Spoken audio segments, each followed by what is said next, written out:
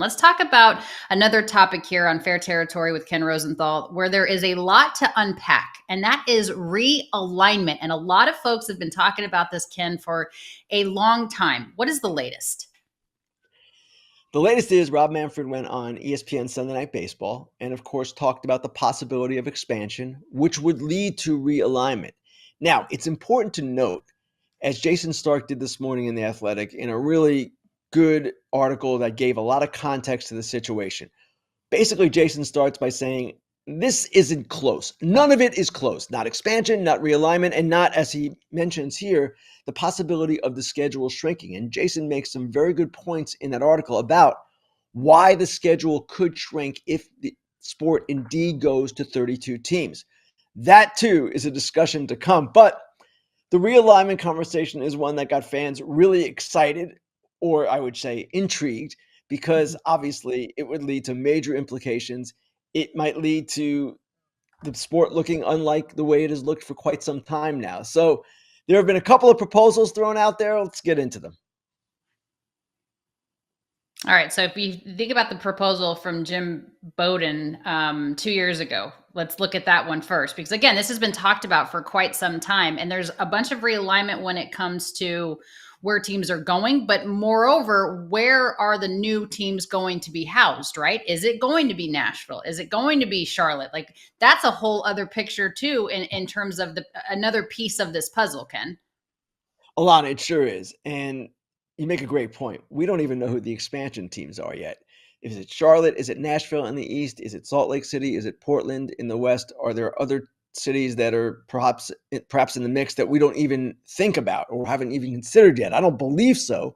But all of this will depend on where those expansion teams end up. But Jim's proposal, what he brought about a couple of years ago, basically is done purely on geography and natural rivalries. So you see, the Midwest Division would have the Cubs, White Sox, Brewers, and the Twins. They're all rivals. Even the Brewers and the Twins have a rivalry.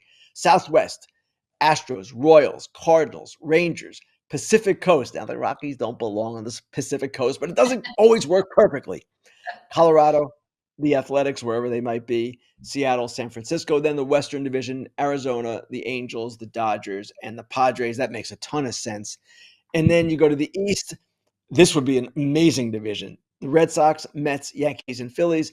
The North, Reds, Guardians, Tigers, Blue Jays, and you see the others as well. Mid-Atlantic with the Orioles, Charlotte perhaps, maybe it's Nashville, Pittsburgh and Washington, then the Southeast, Atlanta, Nashville, Tampa Bay, and Miami. Another one that makes a lot of geographic sense. Now, that's an interesting proposal, no question about it.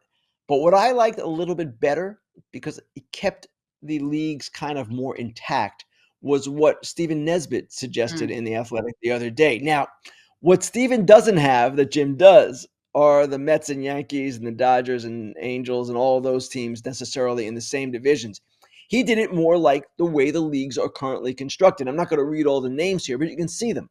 And in the East, for example, he doesn't have the Mets and Yankees together, but he has the Mets, Phillies, Pirates, and Nationals. And then another example for him that would be interesting would be in the West, the Diamondbacks, Dodgers, Padres, and Giants. No Angels, but you have the four natural remaining NL West rivals. It's sort of the same in the American League, the way Steven has it laid out. East kind of preserved the way it is now without Tampa Bay. Every other team is in there.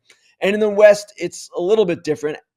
The A's, wherever they might be, the Angels, Salt Lake City or Portland, plus the Mariners. And you can see the North and South divisions there too. Now, the question is going to be, if this all comes to pass, and again, we're not close yet. We're not close to expansion. We're not close to realignment. But if it does come to pass, then at that point, Rob Manfred, whoever is commissioner of baseball at that point, will have to decide, okay, do we want to sort of preserve the leagues or do we want to go just pure geography and natural rivalries? That's the decision.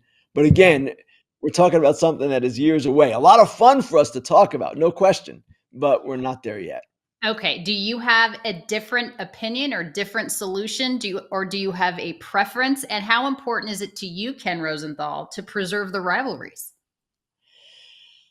I don't have a preference. I would lean a little bit toward Nesbitt's, but I understand Bowden's. And I understand Bowden's because if you're a Met and Yankee fan, if you're a White Sox Cubs fan, if you're a Dodgers Angels fan, you want to see those teams playing and you want to see them in the same division. I assume not everyone would agree. No one ever agrees entirely on anything, but that would be the appeal of Jim's proposal. I kind of lean towards Stevens a little bit. And that's where I am with it. I don't have my own proposal. I've not sat around thinking about this too much, but it is cool to imagine what might be. And then, of course, if you have a reduced schedule, as Jason suggests this morning, what would be the point of that? Well, mathematically, it might work better with 32 teams. And the other point would be more playoffs. I don't know that we Mhm. need more playoffs. I don't know that baseball agrees with me on that.